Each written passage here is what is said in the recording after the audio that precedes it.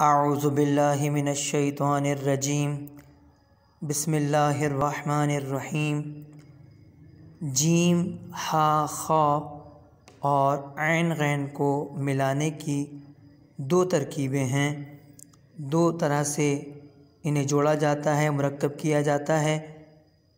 یہاں دیکھیے تا اور جیم کو کیسے ملایا گیا ہے، جوڑا گیا ہے، اور یہاں پر تا اور جیم کو کیسے جوڑا گیا ہے۔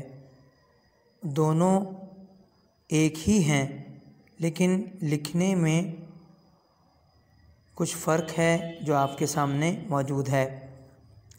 با خو، با خو، صاد ہا، صاد ہا، سین عین، سین عین، با غین، با غین۔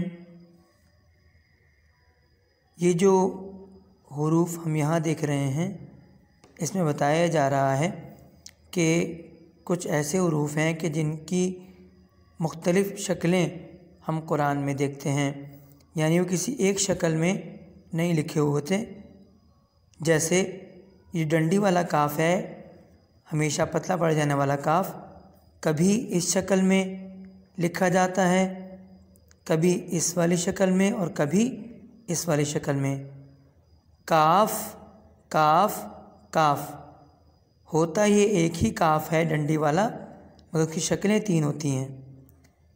دال دال، دال کی دو شکلیں ہوتی ہیں، کبھی دال اس شکل میں لکھتے ہیں اور کبھی دال اس شکل میں لکھتے ہیں۔ ان شکلوں کو یاد رکھیے گا۔ را را، اسے بھی را کہتے ہیں اور اسے بھی را کہتے ہیں، ہوتا ایک ہی را ہے، شکلیں دو ہوتی ہیں۔ لام الف اس طرح بھی لکھتے ہیں، لام الف اس طرح بھی لکھتے ہیں، لام الف اس طرح بھی لکھا جاتا ہے۔ یا ہوتا یا ایک ہی ہے لیکن اس کی شکلیں دو ہوتی ہیں، کبھی اس شکل میں ہوتا ہے کبھی اس شکل میں۔ ہاتھی والا ہا کبھی اس شکل میں لکھا جاتا ہے، کبھی اس شکل میں اور کبھی اس شکل میں۔ ہا ہا ہا، یہاں ہم اس نون کے بعد ہا کے اوپر دو نقطے لگے ہوئے دیکھ رہے ہیں۔ اس شکل کو ہم کہتے ہیں گول تا، اور اس کا نام تائے تانیث بھی ہے، مؤنث کی تا۔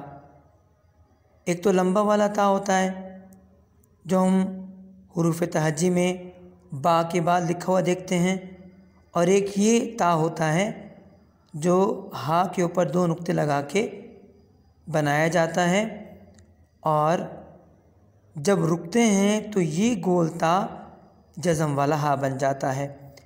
نون گولتا، با گولتا، قوف گولتا، سین گولتا، میم گولتا، جیم گولتا، لام گولتا۔ فاطمۃ، فاطمۃ، مباہلۃ، مباہلۃ۔ بہت بہت شکریہ۔